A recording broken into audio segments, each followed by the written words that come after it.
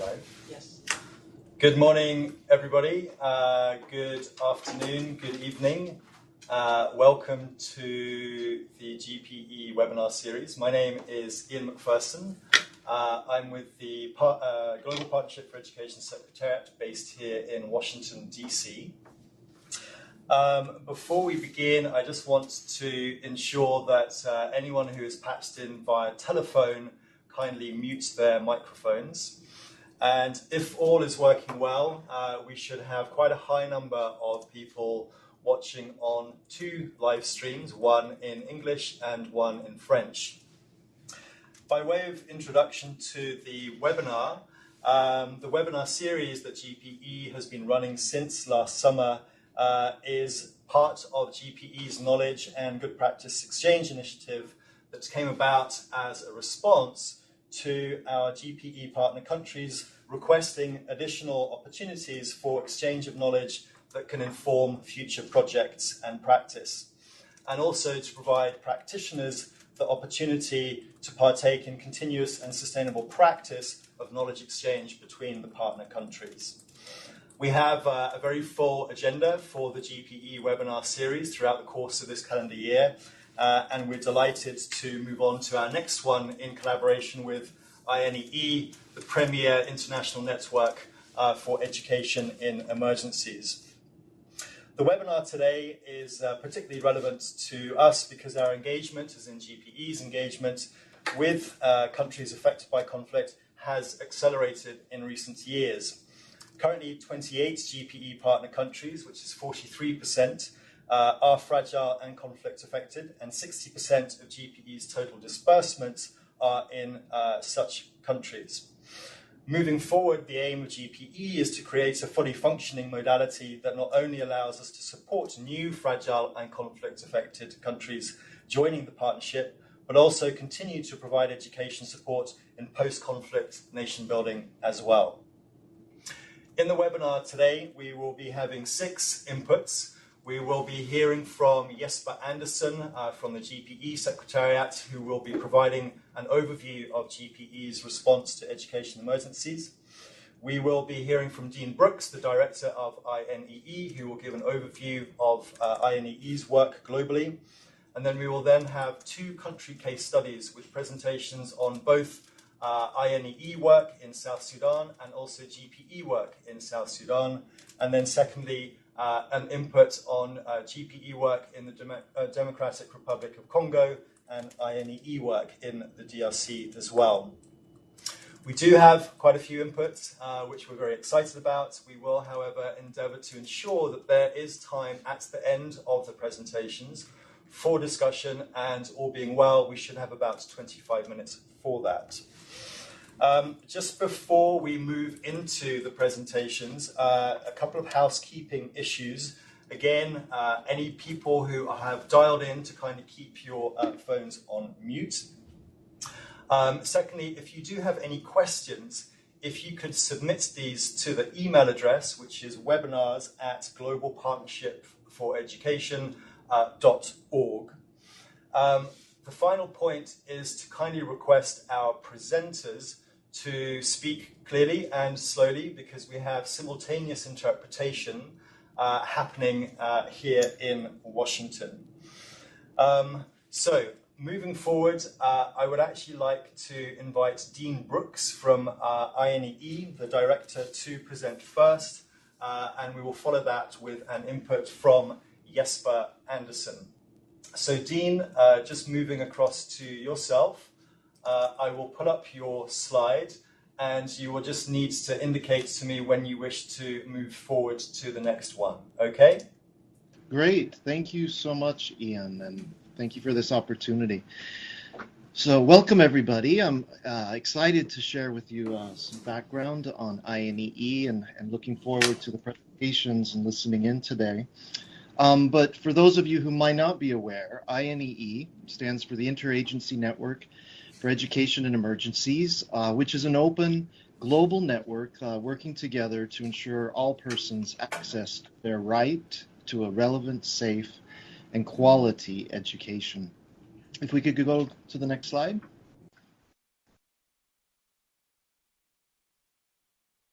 So who are we? We're actually more than 13,000 individuals, and we work and study and teach, responding to the education needs of millions of people facing crisis situations in adversity. We are teachers, we are students, NGO workers, UN staff, donors, ministry officials, and consultants, and more. INEE members work in offices, refugee camps, universities, and under big mango trees. And some great learning is taking place under mango trees around the world. We speak more than 80 listed languages and dialects, and we live in more than 170 countries. INEE actually was founded, it took many years before officially being founded, but at the World Education Forum in Dakar, that's where we were first conceived, and actually established by UNESCO, UNHCR, and UNICEF. And later in 2000, at a global consultation, a number of INGOs and the UN agencies launched what is now the Interagency Network for Education in Emergencies. So could we go to the next slide, please? So in addition to all the work that INE is doing, probably most of you online know INEE best for our tools on standards. So over the past decade, INEE has produced a whole library of excellent, highly regarded tools and publications, including framing papers, bibliographies, good practice guides, case studies, reference guides, pocket guides, guidance notes, etc. So it's really, typically when I'm introducing INEE to folks, I really encourage you to go to the website and just start to explore, because it's really rich with resources.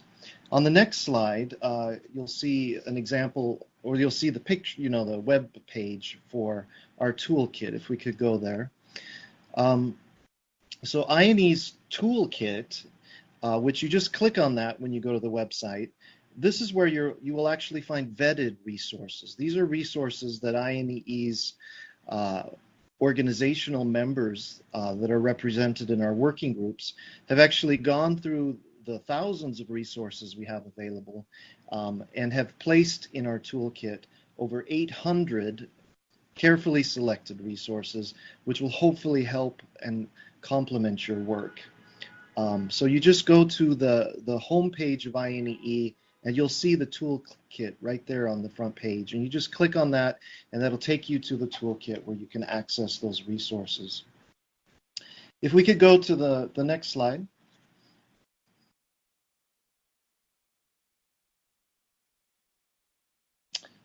That's the toolkit right there. And we'll go one more slide, please. Okay, this is perfect. So I just want to talk to you a bit about the INEE minimum standards. And this is really one of INEE's foundational documents, and it's quite fundamental to the work that we do and widely used. And so I hope most of you online actually have a copy or are aware of it. But just for those who are maybe new to this, the INEE Minimum Standards is a global tool that articulates the minimum level of education quality and access in emergencies. And it covers the whole range of response, from preparedness to your urgent response through recovery, and also, leading into, really bridging into development. And the standards are very much modeled on both the terms of process and objectives that we see in the SPHERE standards, the SPHERE humanitarian standards. And in fact, we have a partnership with this SPHERE project, for those of you who might be familiar with SPHERE or coming from other sectors. The INEE minimum standards are based on the principles and provisions of international humanitarian law, human rights law, and refugee law. And they are also derived from education's international legal underpinnings, so that they reflect the principles that guide education planning, provision, and content in adversity. This handbook, and this is now the second edition, the revised edition. Initially, the the INE minimum standards were first developed in late 2004, or throughout 2004, and launched at the end of 2004. And this second edition came out in 2010. Altogether, the minimum standards represent more than 3,500 experts, education experts, technical staff around the world, representing as well 52 countries. Since they have been developed and widely disseminated, they are now used, what we've been able to assess is at least 110 countries who are using these to inform their education planning as well as their response. If we could go to the next page. As you'll see, the INE minimum standards have also been translated into multiple languages. So we currently have 18 languages available, and hopefully more in the future. So please have a look. All of these are available to download. All of INE's resources and tools are available for free download. If we actually have a copy in office, we would be happy to give you a hard copy. You just need to write to us and request such. Let's go to the next slide.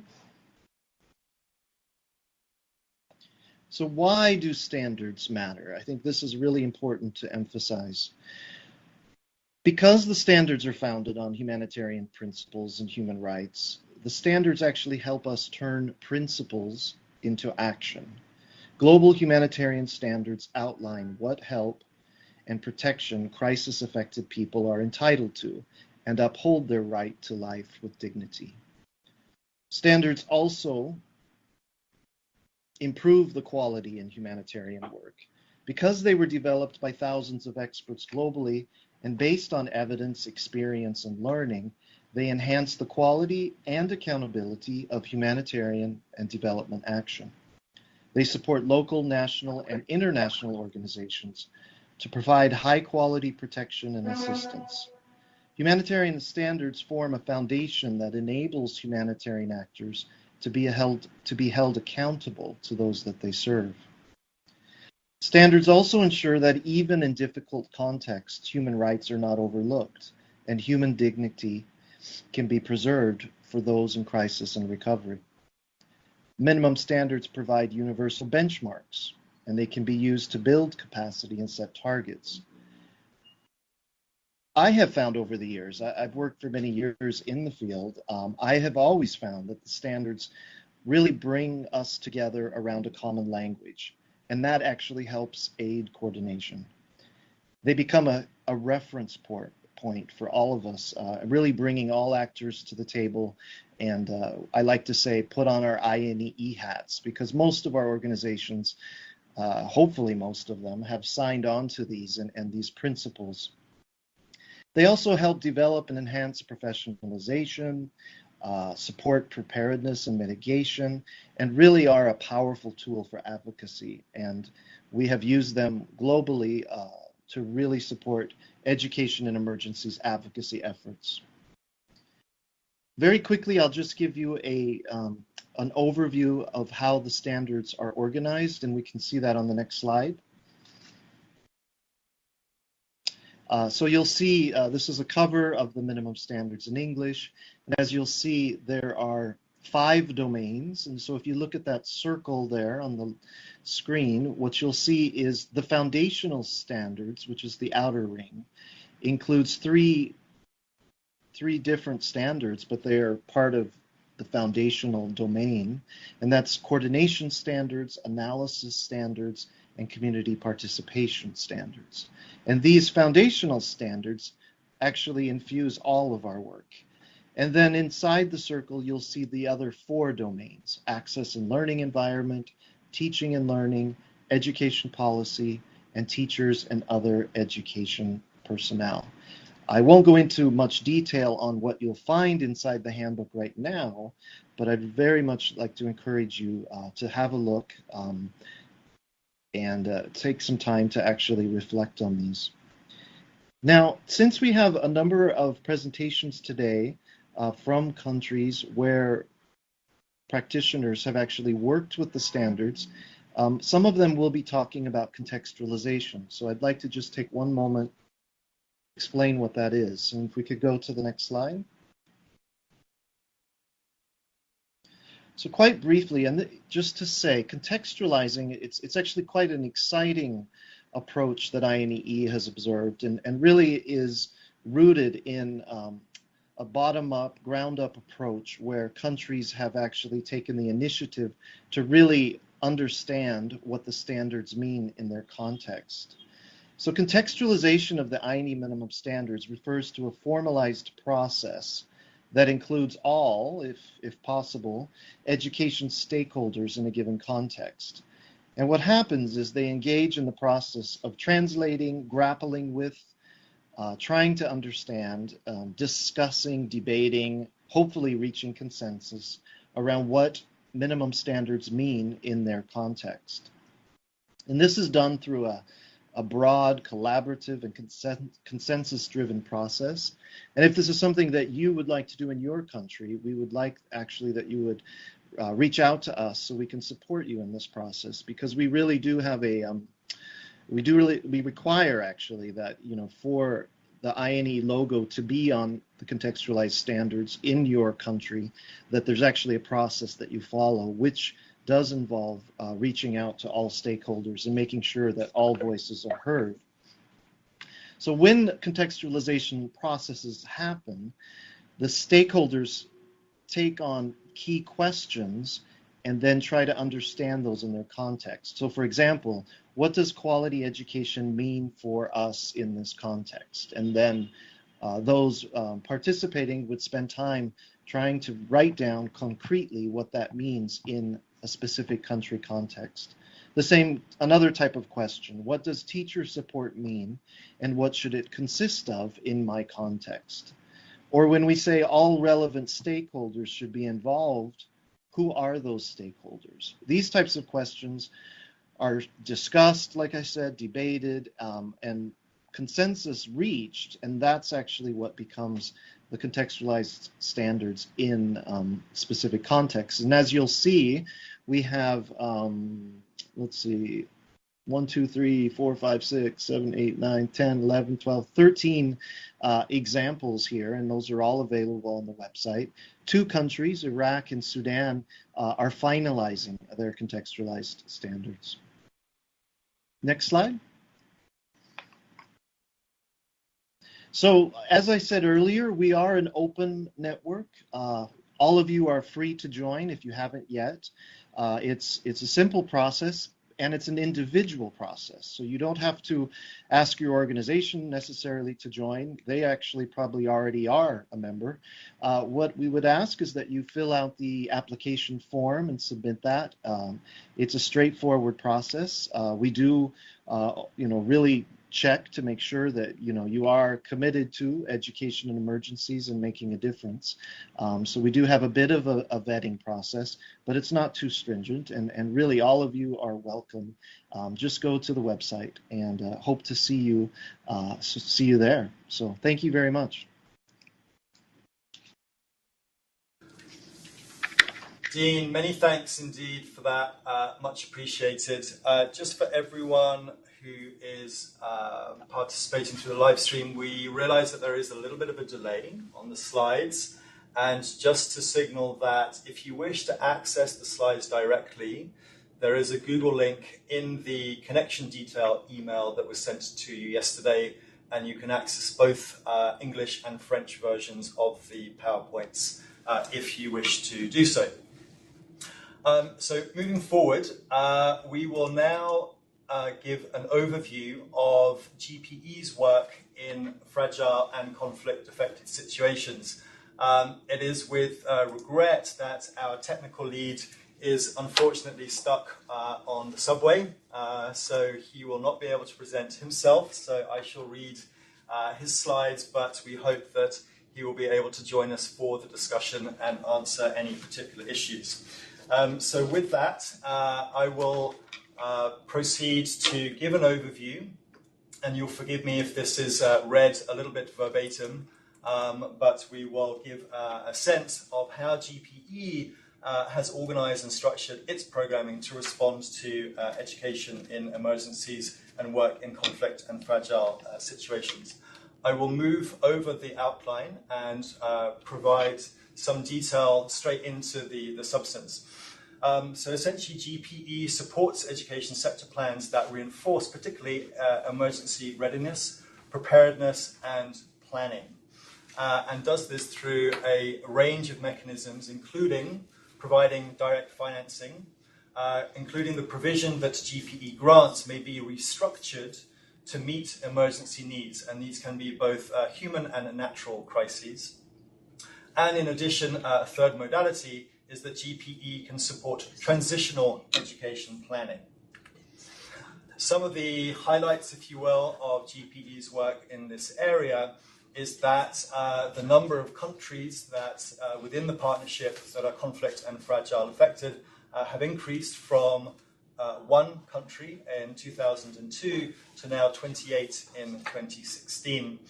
And 4 of those countries have benefited from accelerated funding in response to emergency situations.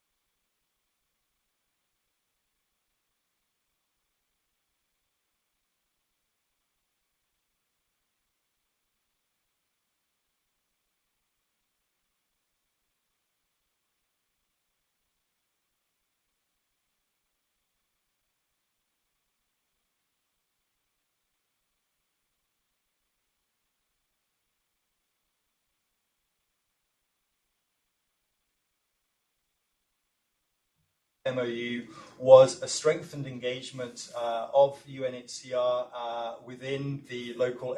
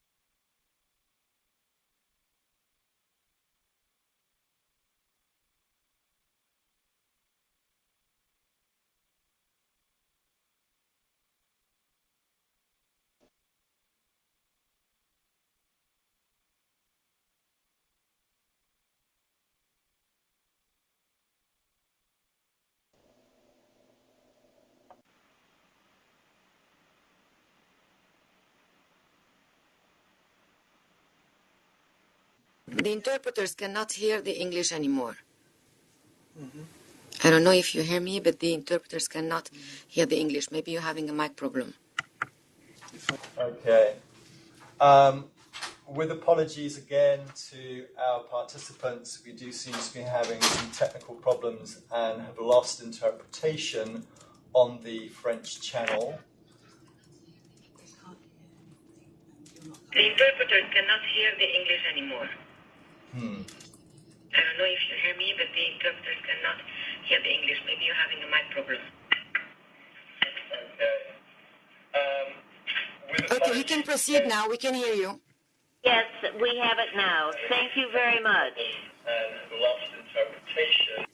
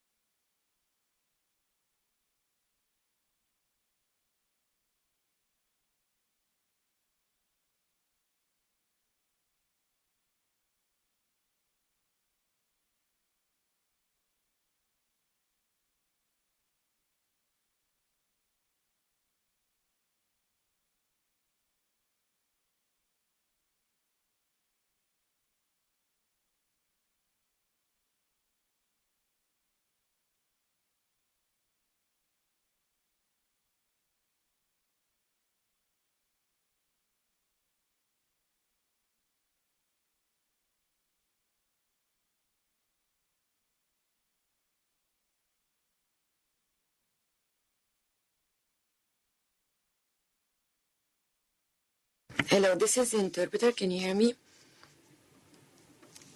We lost the English again. We lost the English again.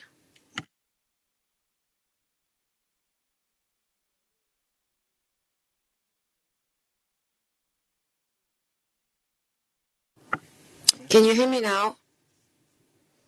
This is the interpreter. We've lost the English again. Okay. I believe that the English channel is still functioning. Now I can hear you. I don't know if there's a mic problem on your side, but whenever you're talking to me and you stop, I can hear you. When you resume your whatever presentation, I cannot. Okay, so again, we seem to be having audio and interpretation challenges, but we will... Now it's gone. Gone again? Yes, gone again. On, off. Yeah. Now it's back. I don't Okay, know why. so I believe we can proceed. I hope that our interpreters are able to hear the audio. At this point, I can hear. Okay, terrific. Then let's proceed.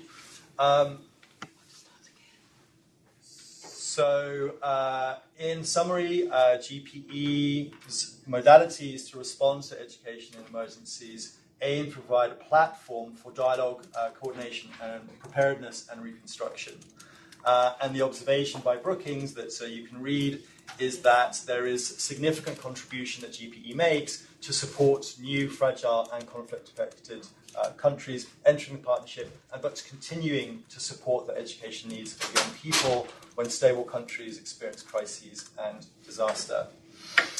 So with that, and with apologies for both a slightly cursory presentation and also a fractured presentation on the different channels, we would like to move now to our country presentations.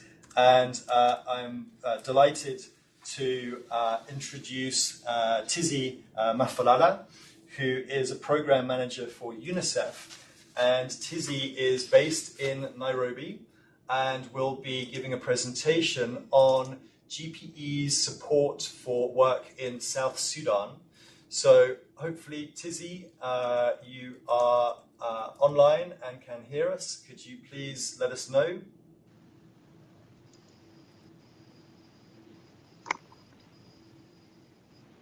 Good afternoon, colleagues.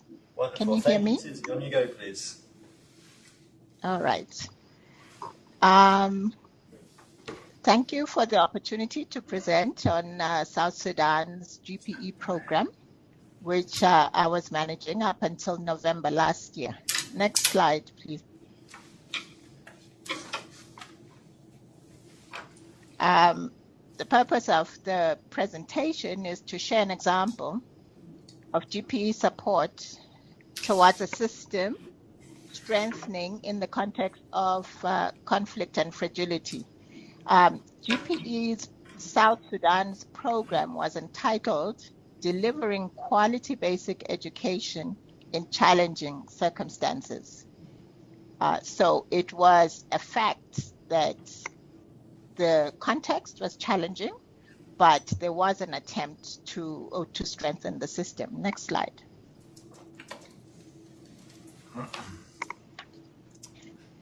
Okay, so as we all know, there had been cyclical emergencies in South Sudan up until 2011, but when independence came, there was renewed optimism for peace. And so much of the work was initiated just after independence. The sector strategic plan was developed and was appraised, and this was the General Education Sector Plan for 2012 to 2017. GPE membership was secured thereafter in 2012, and then the process to identify priorities from the General Education Strategic Plan was initiated. Funding of 36.1 was secured from GPE and approved, and a little later on, USAID, which was a big donor for the sector in South Sudan, contributed another 20.1 million to the GPE program. The coordinating agencies in South Sudan were both DFID and USAID, and UNICEF was the grant agent. Of course, the local education group was actively and heavily involved in the GPE program, and so was the education cluster, a member. Next slide, please. The main objectives of the program were really to strengthen the education system in the youngest country in the world, to be able to provide equitable access to quality education. And through GPE funding, there would be opportunity to assist a small number of schools to improve their performance and therefore offer a model for school strengthening. And then also to be able to use the successes of the program to enhance and attract additional support to South Sudan's education system. Next slide.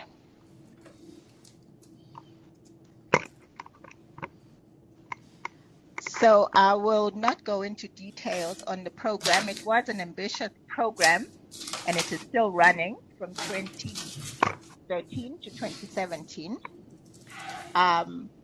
But I just want to make the point that during the implementation of the GPE program, there was an emergency response as well, concurrently in different parts of the country, but specifically in the three worst affected states, the gun states, the Greater Upper Nile.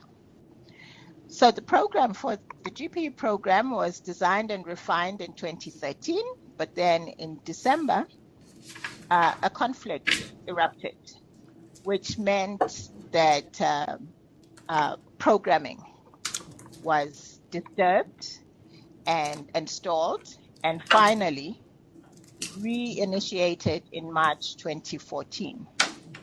And by that time, there was recognition that this is a fragile context, and so it was imperative to undertake conflict-sensitive programming.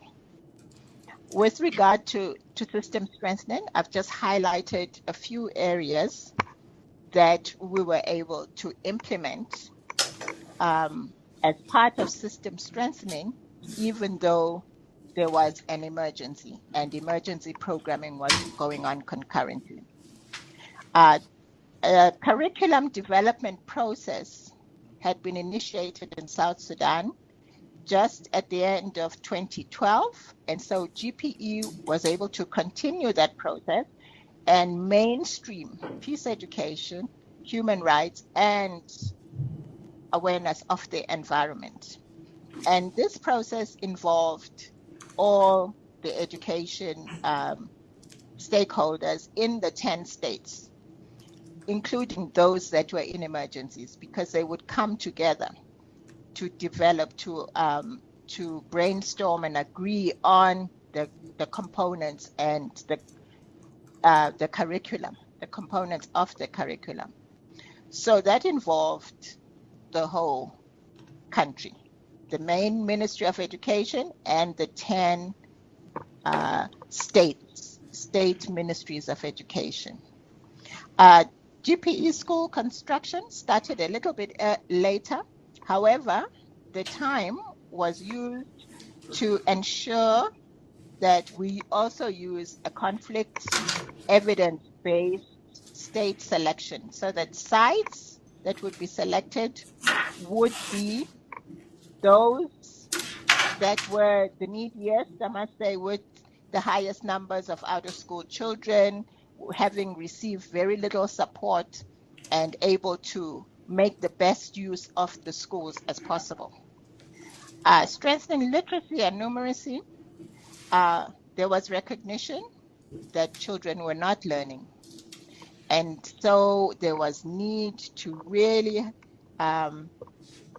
delve into learning in the early grades. And so assessments had to be conducted to be able to give us the information regarding literacy levels and numeracy levels of children, as well as to really show where the problems are.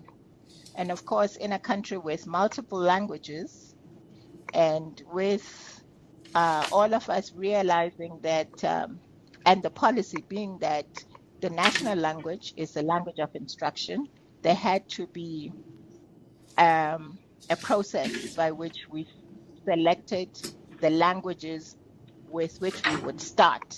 So 5 key languages were selected using a participatory approach, evidence-based, involving partners such as SIL and the language department of the Ministry of Education, to really provide the evidence that these 5 could be used, as they were fairly representative of about 66% of the population, to determine the literacy and numeracy challenges of primary learners. Through GPE support, annual joint sector reviews were initiated and are held annually. And these were used to really gauge progress on the key indicators in the sector plan, and check what is going on at state level. Next slide, please.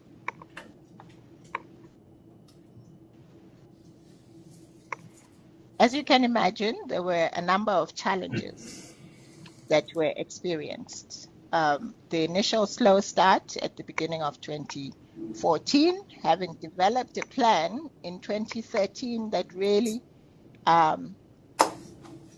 had been overtaken by events after the crisis starting in November 2014. However, some progress was achieved, and the curriculum development work has progressed. School site selection was extremely time-consuming, but was necessary to get the buy-in, not only from the local governments, but from the community. And then an additional problem set in mid-2015 of hyperinflation. And this resulted in inconsistent salaries being paid to teachers, resulting in increased absenteeism. As a result of hyperinflation, the volunteer teachers, which were providing services in education in emergencies, in the protection of civilian sites and all the communities where there were emergencies, they expressed dissatisfaction over the incentives because to some extent the incentive had to be aligned to teachers' salaries, and incentives could not really be much more than the teachers' salaries. So we worked hand in hand with the cluster and the ministry to ensure some level of alignment. And throughout implementation, there was a constant and continuous scrutiny of the program. What are we doing and the processes in this unpredictable context to make sure that we continue to work together with partners and there is continued government ownership of the program. Next slide, please. In 2015, the ESA and ESP sector analysis process was initiated, and this was really led by IIEP, UNESCO, also in South Sudan. But we were in constant communication because all the processes this is sector programs, and so all the processes had to support one another. The analysis was performed through disaster and conflict risk analysis, as well as equity lenses. There were a number of states. Initially, it was 3 states, moved on to 5 states, which were more fragile than the others. And increasingly, all states became fragile due to hyperinflation. After the completion of the ESA, the ESP provided us with policy priorities, goals, and strategies, and all of these were meant to promote resilience and social cohesion, which were really required in South Sudan. I must say that the processes, ESA and ESP, were really highly participatory, country-led, with the Ministry of Education at the driver's seat, involving the Ministry of Finance significantly, partners, education partners and stakeholders, and even the state-level education officials participated. And this also provided an opportunity for development of capacity, as you can imagine, in a country like South Sudan, which was just emerging as an independent country. Next slide, please. As the insecurity and violence occurred in July, particularly in July 2016, the cluster and GPE initiated an assessment of the sector. There was now insecurity, heightened insecurity, hyperinflation was continuing, and it was quite clear that this was impacting negatively on the sector, but we needed to get the evidence. So the assessment was conducted, and the key findings were, as to be expected, that there were reduction of numbers of students enrolled in 2016 compared to 2013, and fewer students even in the Greater Upper Nile, which was the most conflict affected and has been really conflict affected since 2013. The teacher presence was a key concern, and it was noted that at the time of the assessment, there were 31% less teachers than at the beginning of 2016. And of course, it was delayed or non-payment of salaries that was the major concern for teachers. and the major reason for absenteeism. Next slide, please. Actually, South Sudan, there is quite an array of schools or learning spaces, as you can see. But I can say that what made a difference for GPE is working together with the other stakeholders, closely engaging with the donor group. It was actually standing agenda items for monthly donor group meetings were GPE progress report and cluster progress. So when the assessment was conducted and completed, the next steps would be determined at, as a result of those findings, what kind of support is required to keep schools functioning in South Sudan and to keep children learning. And the partners have come together to agree on which element of support they are providing as the program continues and as education in emergencies programs are provided. The last slide I will show is just the cover of the materials that have been developed, taking into account the context of South Sudan.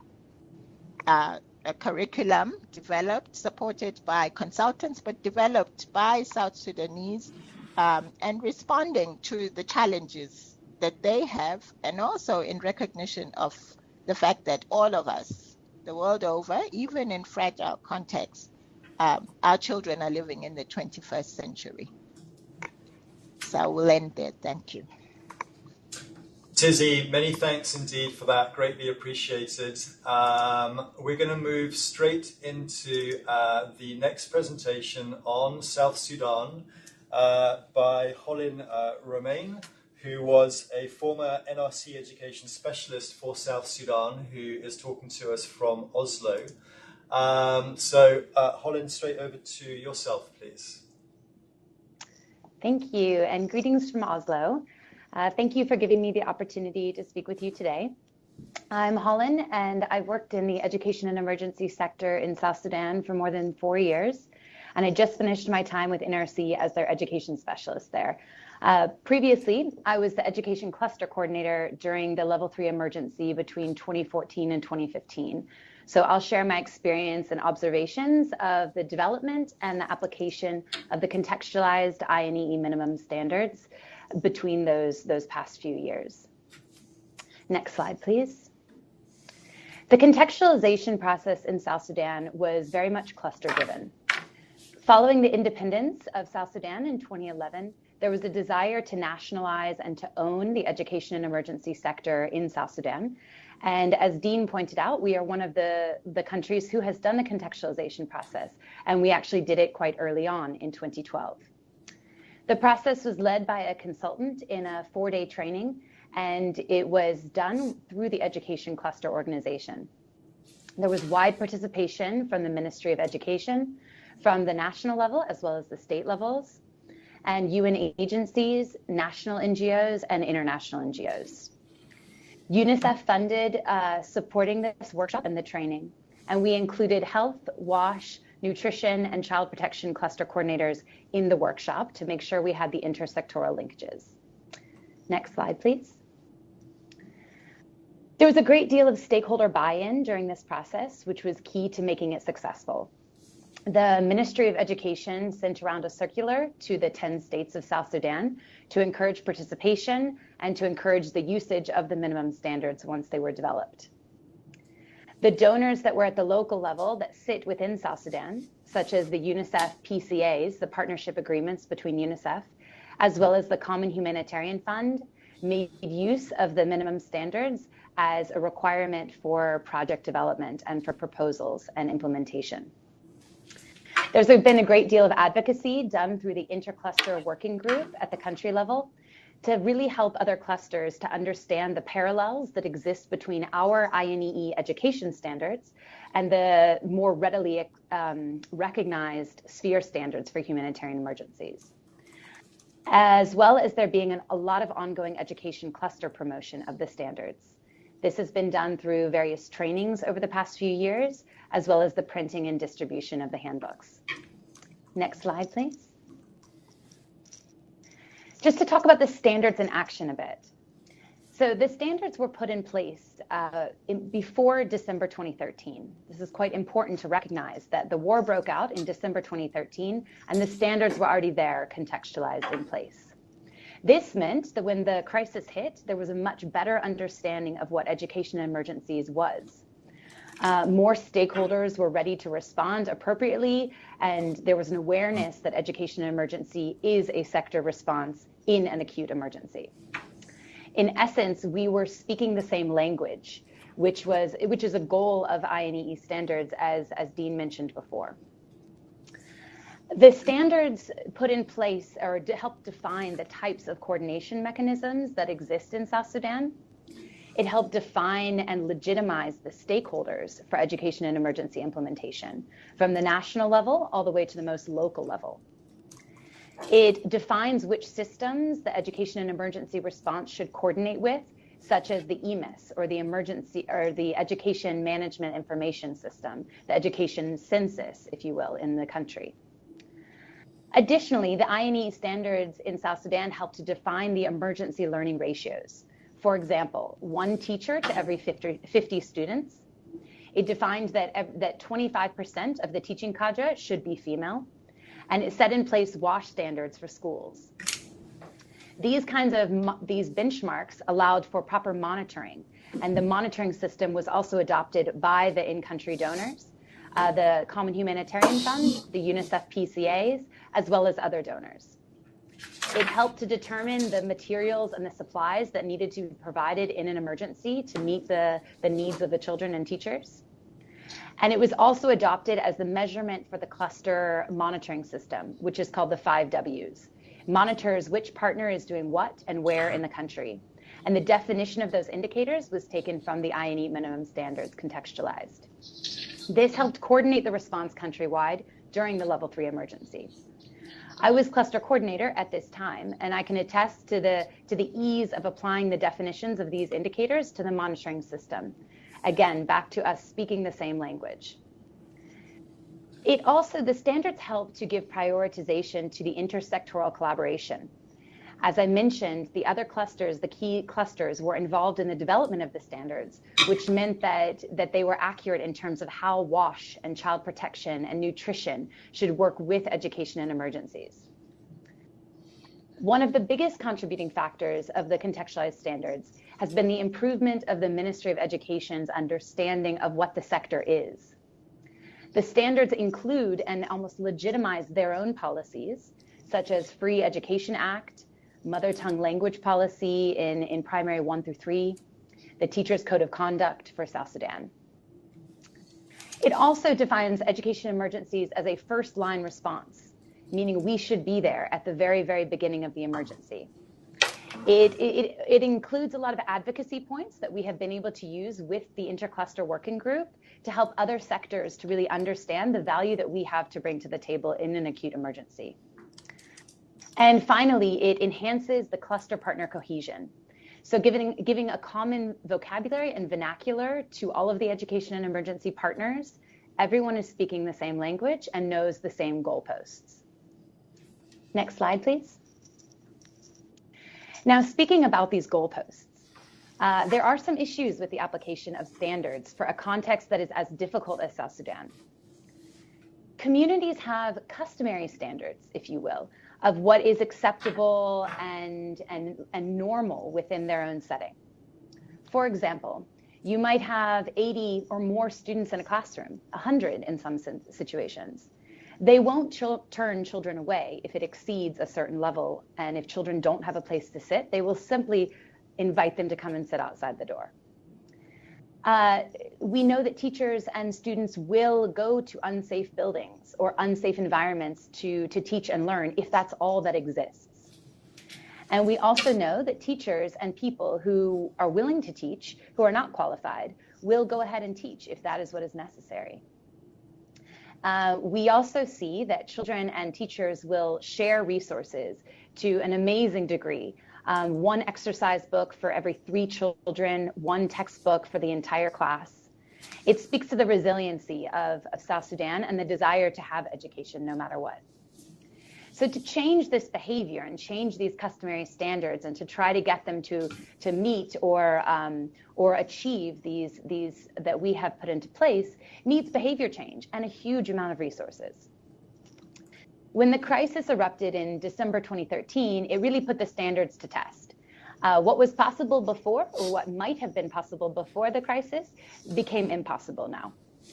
The quality aspects kind of go out the window during a crisis.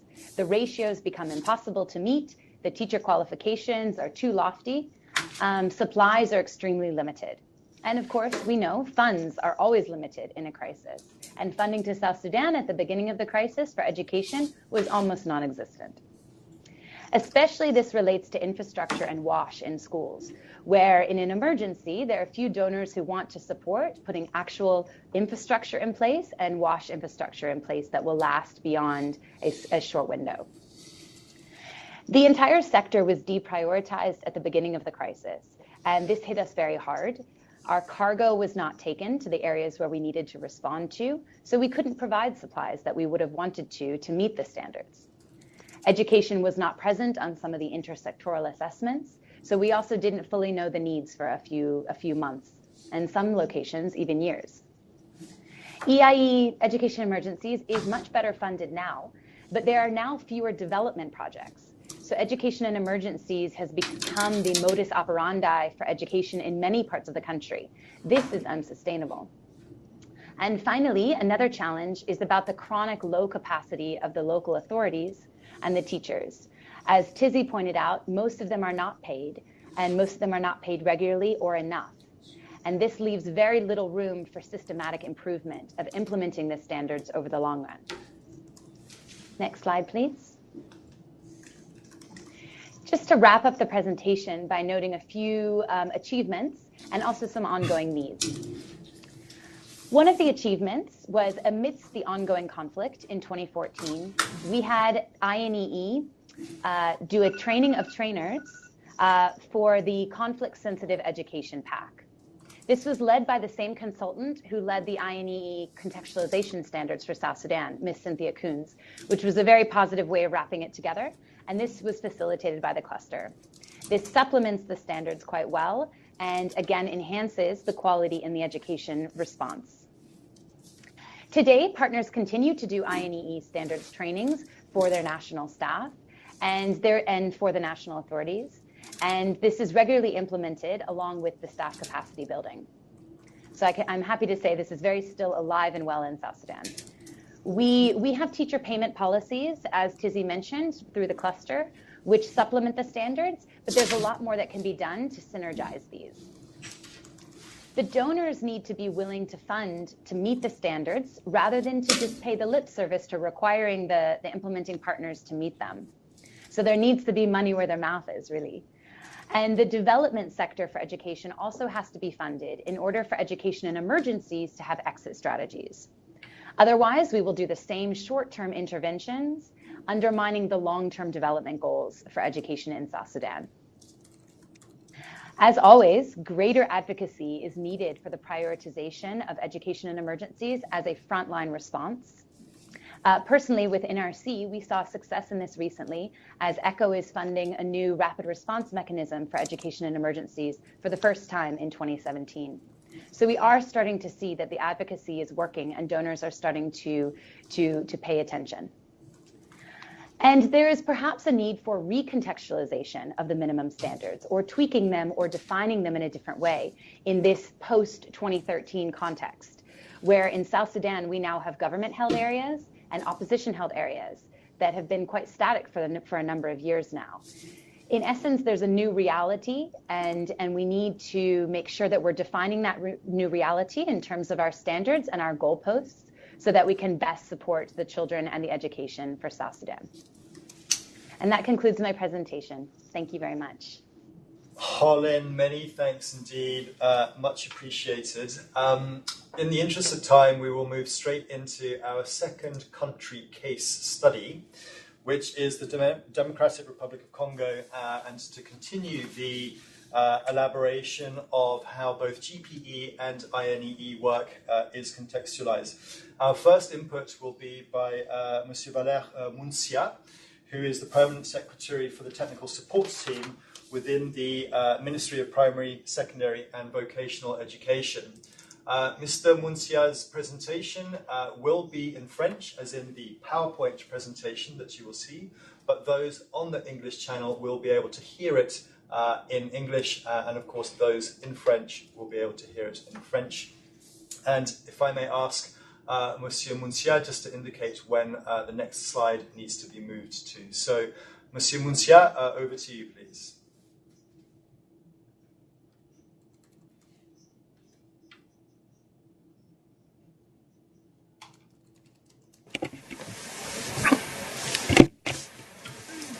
Thank you. Good morning, everyone. I will very briefly explain to you what the GPE program in DRC consists of. Next slide, please. Next slide.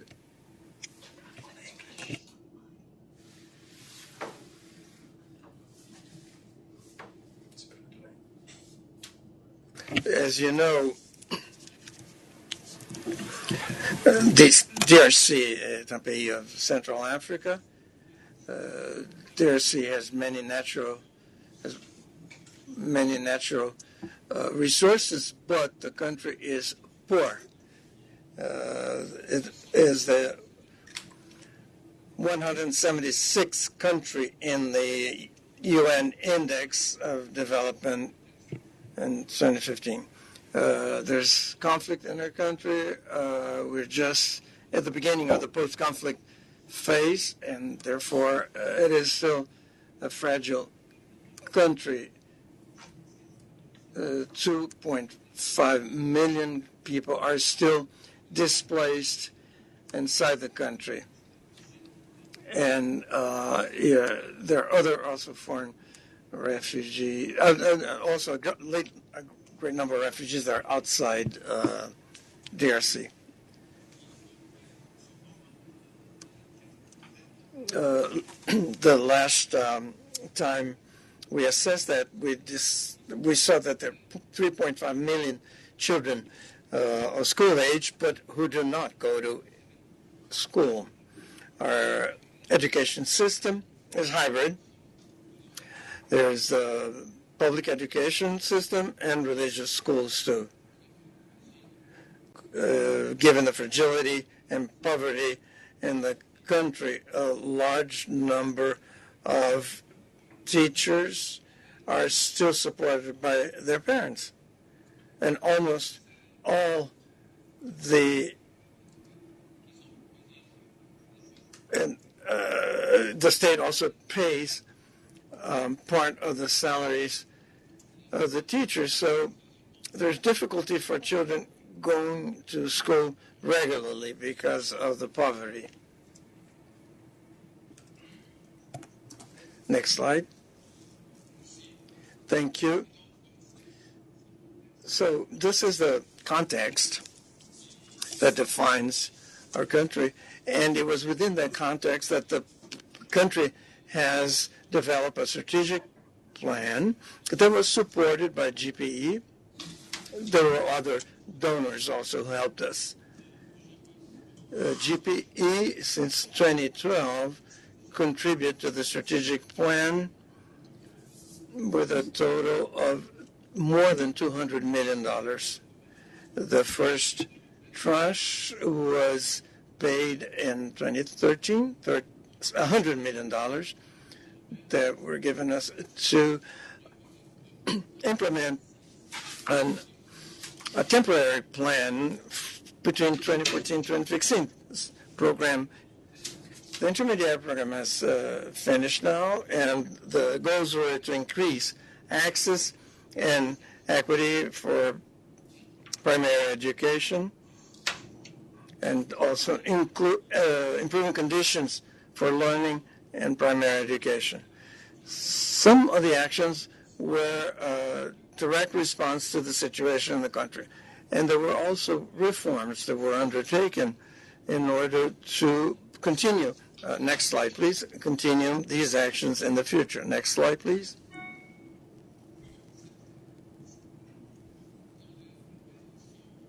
Therefore, the financing was used to implement a project of supporting basic education. Here's some of the results. So the enrollment has increased, coming to 72% in the equatorial region of the country, a region that benefited from the program. These beneficiaries were not randomly chosen. They were chosen on an equitable basis. I mean, we had objective criteria that were used. Among these criteria, for instance, the property rate, for instance. And that has also allowed us to enroll a large number of girls, trying to establish parity between girls and boys. And the parity index was 0.86, 0.78 in Ecuador, and from 0.79, reached 0.79 in Kasai. We also built 858 classrooms for primary education. We also undertook a reform that served to build these classrooms, meaning that the reform was using local building materials with participation of the community.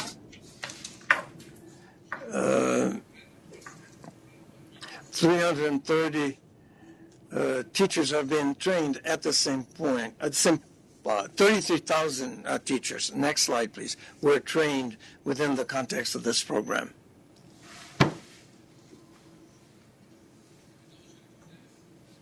So I said that the first program in partnership with GPA concluded in 2016, and an assessment was carried out. This program also set the basis for moving into another program, because the first program dealt with basic education only, but the second program will include also all the education system of the country. So the new program will be something that will help implement the sectoral strategy for education in the period 2016 to 2025. So we're looking for synergies, government programs together with other stakeholders and donors in order to bringing everybody together, trying to better use the resources and to have a maximum impact in this sector. Therefore, the country has received another financing, $100 million, and this will be executed, this financing will be executed for this project for improving education. So, the program will be used to increase access and equity, increase access to education and make it fairer, improve quality of teaching and learning, and also the third goal is to improve governance or management of the education system.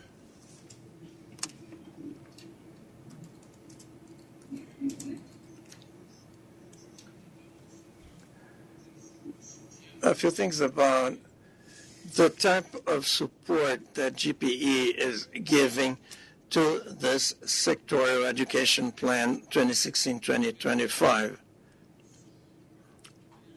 Well, we developed the plan via consultation between government and local education partners, and that allowed us to undertake reforms that were already undertaken during the first program, but allowing us at the same time to open up for new ideas for the second program. So the first program had benefited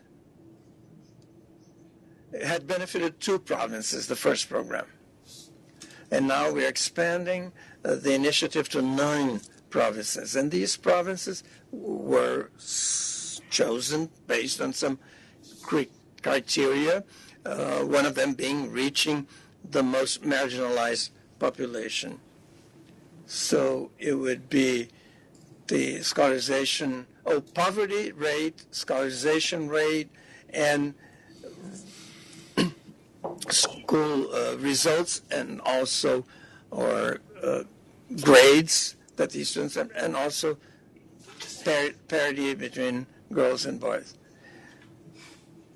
So there were some cases where we had 2 or 3 provinces that filled the same criteria. So we had to define the criteria in such a way that it would allow for the selection to be the most objective possibly. And as I said, that our actions will then cover 9 of the 26 provinces of DRC. So we have education material, manuals. There are also activities that will benefit only these 9 provinces, but there are other activities, and those will cover the whole country. Those are what we call national activities that will benefit all the provinces, or the 26 provinces of the country. The school manual and training of teachers. So you can see here the different provinces of the country. This is the map of the country.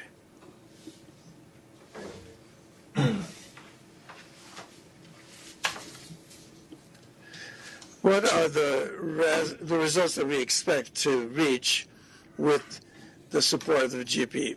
We expect 30,000 children from 3 to 5 years of age to be enrolled in preschool. So the government then undertook a reform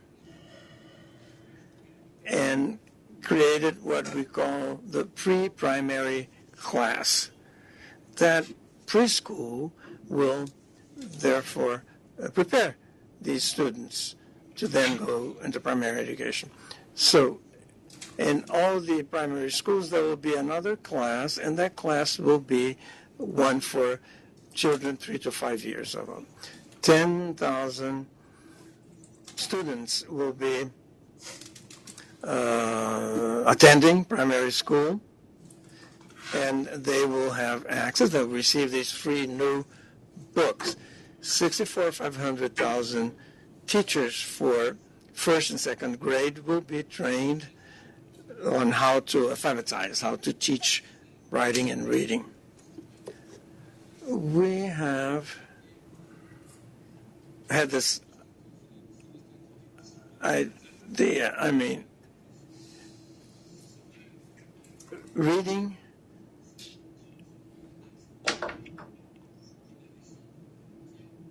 so therefore reading is a subject that is separate, reading and French. 3 million students in certain provinces will benefit from the better training of teachers, class inspectors, and principals of school. 1,200 teachers will be trained. Next. So what's the support that GPE has made to peace and conflict mitigation? As I said before, and we all know, DRC is a post-conflict country, which is still a fragile country as well. And the situation was the cause for GPE to create or to start a program with DRC. So globally, we think that all the programs that we have together with GPE will help consolidate peace in the country. And more specifically, and as I said before, what is the cause of conflict? It's a sense of injustice, of inequality in terms of financing and access. Therefore, with GPE, we have devised a way of helping the provinces and the regions by establishing objective criteria. So the poverty rate is one of the criteria. As we know, poverty can lead to conflict. Therefore, we decided to act first in the most impoverished regions. And GPE could not, of course, be present in all the provinces.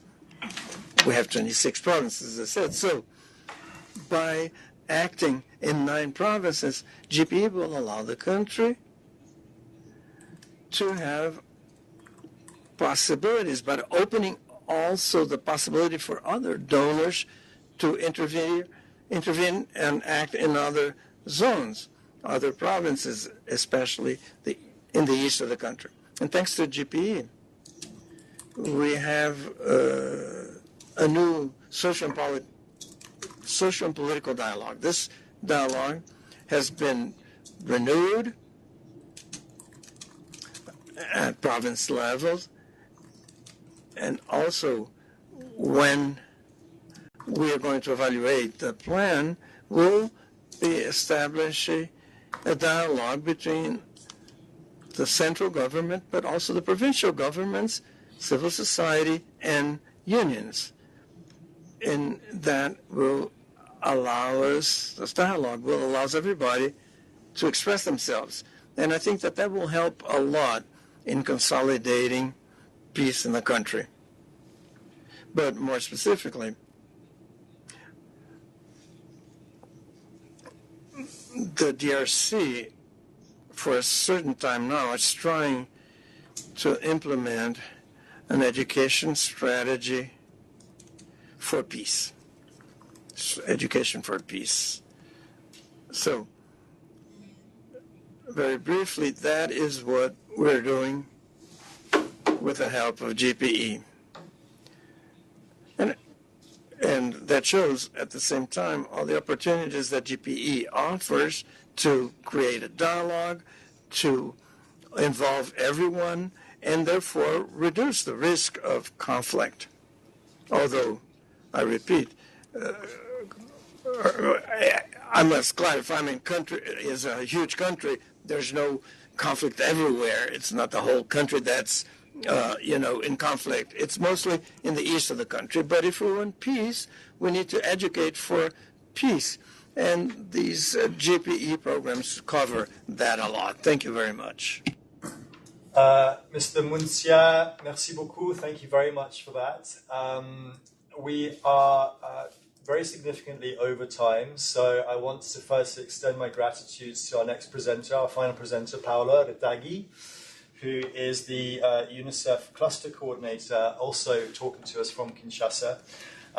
2 very quick points, just to remind you that all the PowerPoints in both English and French are available through the Google Drive. And if you do have any questions for any of our presenters, please to submit them to webinars@globalpartnership.org. Paola, we will pass over to you, and we will have some time for a couple of questions, but over to you, please. Okay, thank you very much. And good morning for you, good afternoon for the others. I would like to start, please, the next slide, about a brief resume of the context and the recent history of DRC. We are in a country which is in a chronic crisis from more than 21 years, with peaks in some periods, like for example in 2012-2013, with the rebel groups strongly active in the east, in North Kivu mainly, and now ongoing crisis in the three Kasais and Tanganyika, so the southeast. The clusters have been activated in 2008, not in all the provinces, but in the provinces where there are humanitarian crisis situations. And the education cluster never stops working. We have also 3 working subgroups that have activated in the most affected provinces. One point very important, which is linked to what we are doing now with the Ministry of Education, is that between 2012 and 2016, UNICEF PBEA, Peace Building and in Education and Advocacy Program, so a transition program funded by the Dutch government, was implemented in 6 of the provinces in humanitarian crisis, as well as at the national level. In 2014, based on the PBEA program, the Ministry of Education, along with the education cluster, decided to set up the National Commission combining education in emergency and peace building, so emergency with transition. Underlining the common goals, it means to strengthen resilience, social cohesion, and human security in conflict-affected context. In 2015, as we are used to do, the education cluster guidelines for DRC were re-revised. We were used to do it every year. And the any minimum standard, just to underline, are integrated in our guidelines since 2012. In the same year, in the North Kivu, the any minimum standard have been contextualized. Last year, 2016, an interministerial decree has been signed setting up the National Commission on Peace Education and Emergency Education. The education cluster is participating as a member of the 2 committees and the 2 technical teams. So the coordinator cluster members are participating, and the strategy is under development. Please, the next one. About the education, next slide, please. Thanks. About the education cluster in DRC, the education cluster worked to include. Please, can you come back on the previous slide about education cluster in DRC? Oh, okay.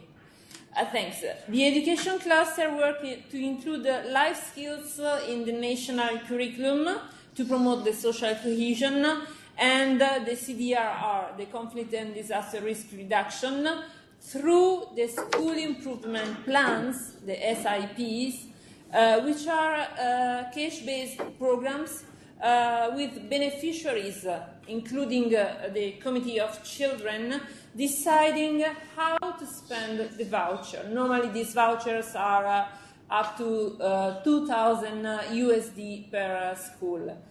The education cluster reinforced, strengthened the capacities of the cluster members on any minimum standards through several training sessions. As well, we have strengthened the capacities of the local NGOs to develop the project proposal for the country-based pool fund.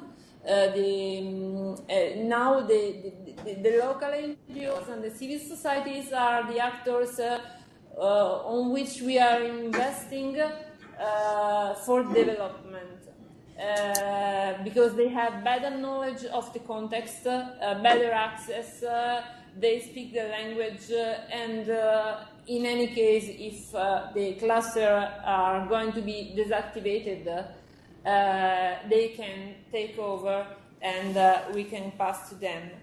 The education cluster works on the basis of accountability to affected population and via community-based approach as the core of each intervention in line with the common humanitarian standards.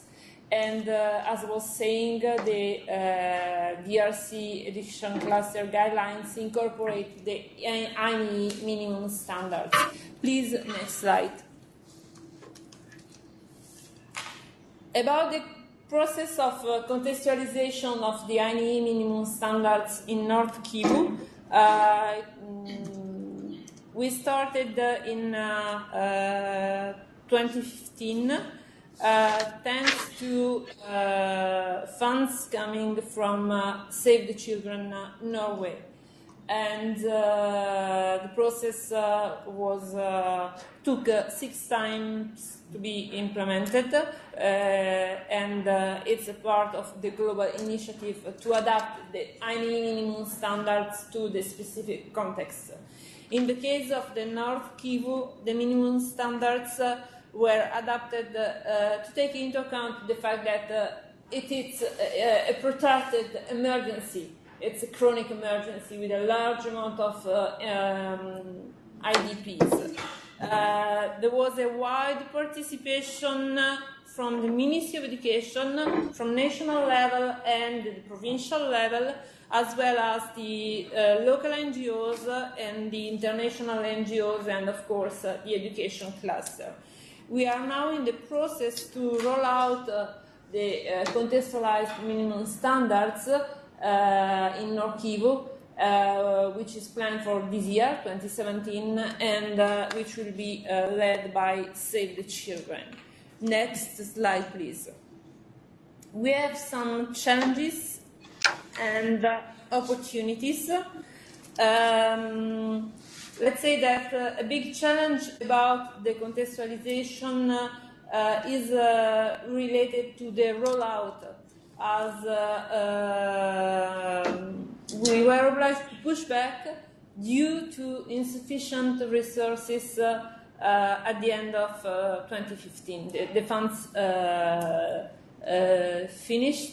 Now Save the Children has received new funds for this year. That's why we are going to start again with the rollout.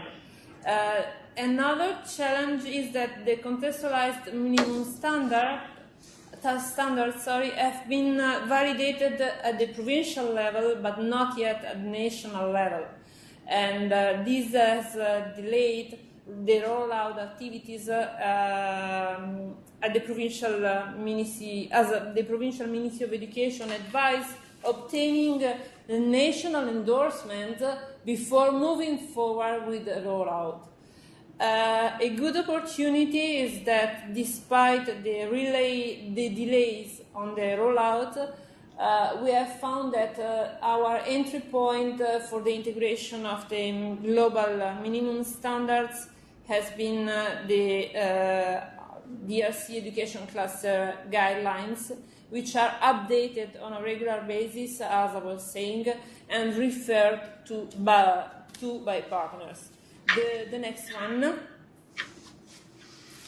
it's a map of DRC that I wanted to share just to show you that the provinces in red are the provinces in humanitarian crisis. So you can understand the situation. When we were developing last year the HRP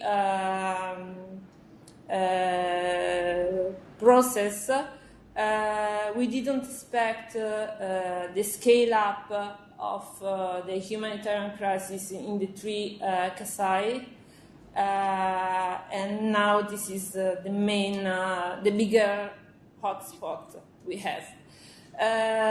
In each province we have a focal point for the education cluster, and those who are not activated are on a standby. Where possible, there is the co-leadership between UNICEF and Save the Children, where Save the Children is present. Otherwise, the co-facilitator is either a local NGO, either a international NGO, either the provincial Ministry of Education. Next slide, please. We have evolved in three main areas: policy, capacity building, and partnership building. And I have prepared slides in a way we can see what was the situation before and what is the situation now. So before, about policy, the conflict disaster risk reduction was not integrated into the education sector analysis, what we call in French RESEN, and in the sector education strategy. Now we have been the first country having the Chapter 8 related to emergency in the education sector analysis. This exercise was conducted in 2013 and 2014, and the CDRR is now included in the new FCAS covering the period from 2016 up to 2025. Before, the schools and the teachers were not really strengthening the relationship with the families and the communities. Now the schools are seen as a meeting space for community interaction for the well-being of children. Next, please. As far as capacity building concerned, before, the education actors were not skilled to deliver conflict-sensitive education. Now we have trained education actors, so it means that we have an increased knowledge on conflict and education nexus. And people are more and more involved. Before we had a huge distance between the national level of Ministry of Education and the decentralized, the provincial level, with national level, let's say, imposing practices and even selection of participants to training sessions, while now we are working hand in hand, and there is an increasement, the involvement of the decentralization of the Ministry of Education has increased, so we have more adhesion and support of the project. The next one, about the partnership building, before the actions or interventions on education in emergencies were dispersed, while now the Ministry of Education is engaged and engaging with the new and different partners, mostly national NGOs that are now organized they set up a forum for the national NGOs at national level as well as at provincial level. The NGOs and other actors before were not very well coordinated, and the Ministry of Education was not used to work in an inclusive way and was in some way unable to deal with differences between partners, national partners and international partners. Now we have the Commission on Peace Education, which is going to coordinate the education interventions for education in emergency and peace building, and we are already seeing that the Ministry of Education is really taking a strong role in coordinating and working with the different partners. The next one. About transition towards development. So how education in emergency and peace building via the education cluster can contribute to the transition towards development. Why I say transition? I say transition because we can't jump from emergency to development without passing through transition.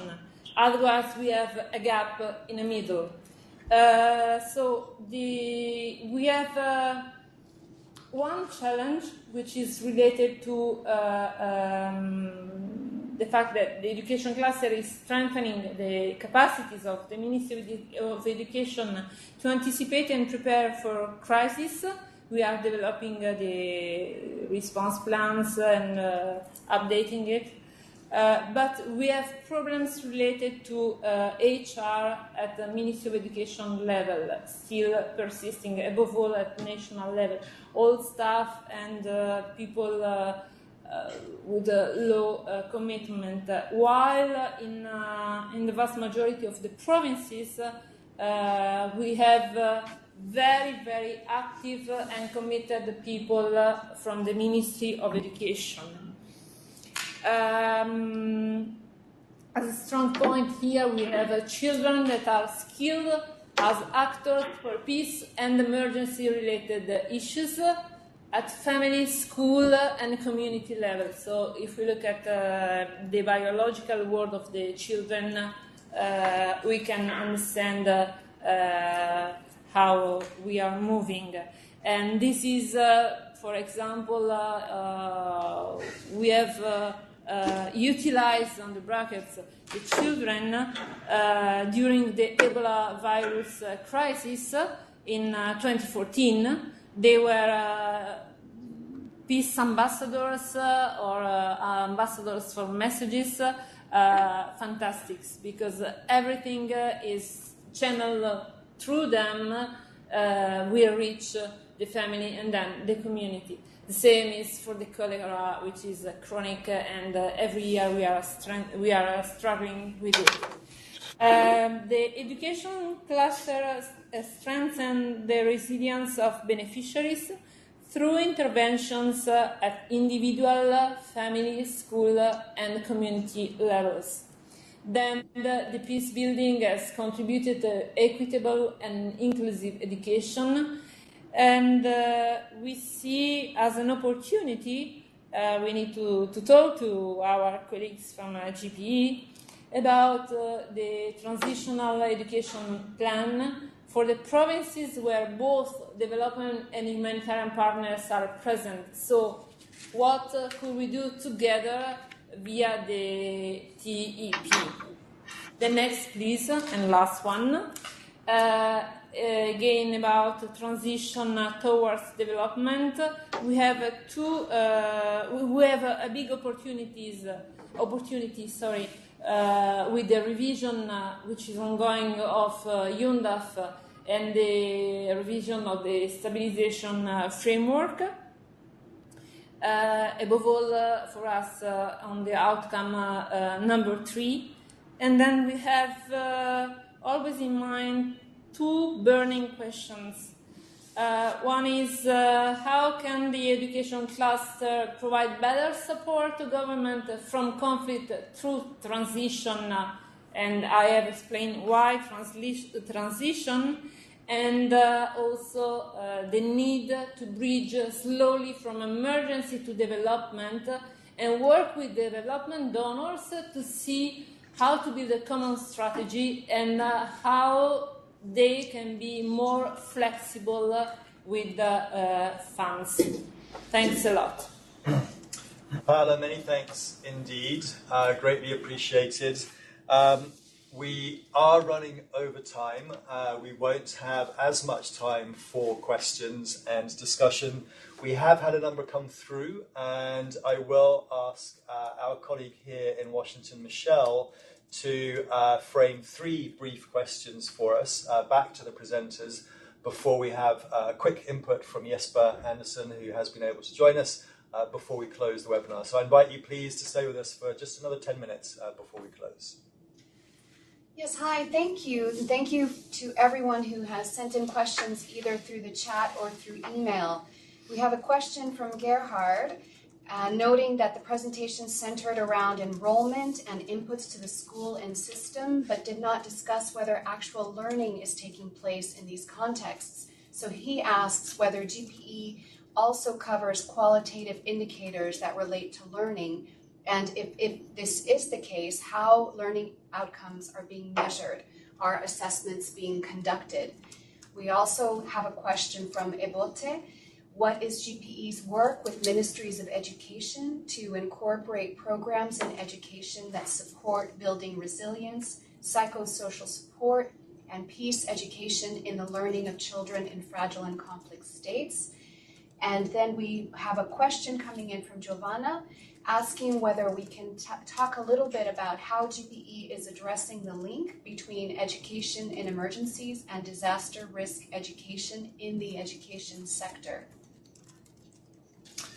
Great, thank you. I am going to put Jesper on the hot spot to perhaps take the second question and the third question on working with ministries of education and resilience and psychosocial support, and then the link between EIE and disaster risk reduction. And I may come in on the indicators that GPE is using to measure learning outcomes.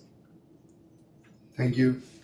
And first and foremost, apologies for coming late. It was out of my control. I was sitting in a train and there was a fire in the station and I couldn't get out. Not in the station where I work, but apologies for coming late. And thank you to the presenters. Really, really interesting and a lot of encouraging outlining of what's achievable and all the work you're doing. On the specific questions, I think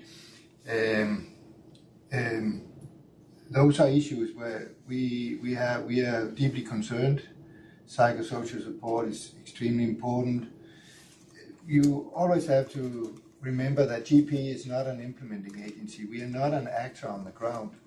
So it's good to ask us, and those are areas where we are strongly encouraging our partners on the ground to work on these issues, to ensure that this is part of the curriculum, that this is part of what's being done in the sector in each and every country where we are providing support, financial support and also funding technical assistance.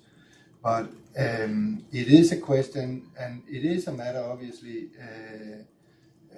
where you really have to address the current situation and see what's doable, the possibilities of including these important aspects into the sector planning and into curriculum and so on and so forth. So it is areas where we are focusing very strongly. We encourage strong inclusion, but it had to be, I think the question is more relevant and easier to answer probably in a case by case where you ask the actors on the ground, the Ministry of Education, all the partners supporting the ministry, how these things are sort of, how this is possible to include. But I can say from GPE's side, these are concerns, and Ian can respond to the issue around learning.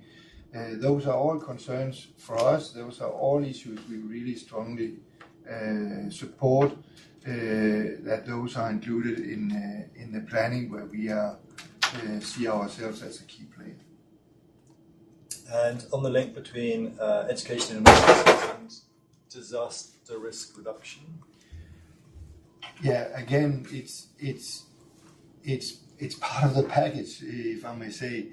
So again, we are strongly encouraging that this is part of the whole approach once you are providing assistance on the ground. I think I would just add to this that we have examples here of a lot of planning, a lot of good interventions going on when it comes to system strengthening, developing planning, moving into longer term planning, despite extremely difficult situations, and all because of dedicated partners.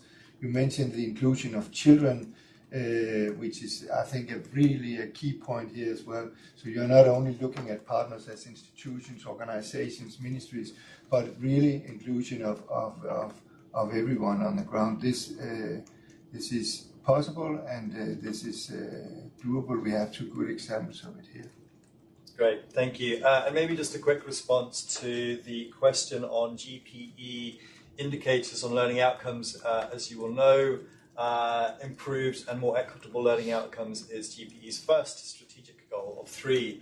And recently, as in last year, GPE released its results framework that contains 12 core and 25 sub-core indicators. And 2 of the core indicators relate to improved and more equitable student learning outcomes through quality teaching and learning. And the first indicator is the proportion of developing country partners showing improvement on learning outcomes, and the second being the percentage of children under 5 years of age who are developmentally on track in terms of health, learning, and psychosocial well-being.